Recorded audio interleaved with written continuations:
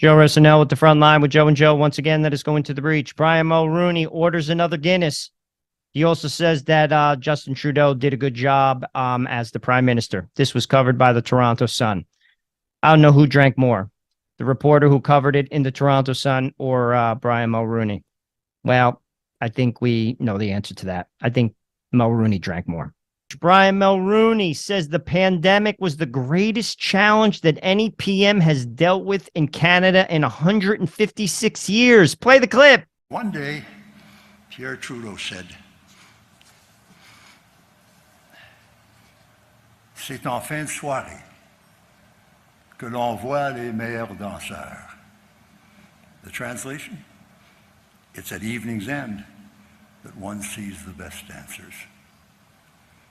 And I think that what Pierre meant was that it takes years, and not a few months or a few years, but it takes years before one can make a judgment as to how a prime minister or premier has handled his responsibilities. By way of introduction, let me mention a few of the big ticket items that our guest speaker tonight. This is far from the trivia and the trash and the rumors of Parliament Hill. Let me deal with some of the items, that our guest speaker has had to deal with during his time in office.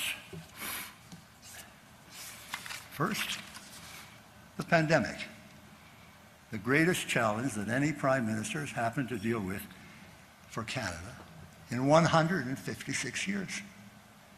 This is remarkable.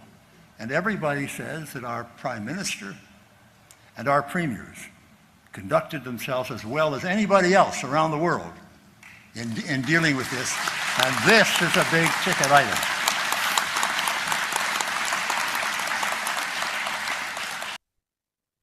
Couple comments. I think Mulroney was around 156 years ago. He saw those years come and go. Point two, Mulroney's bombed.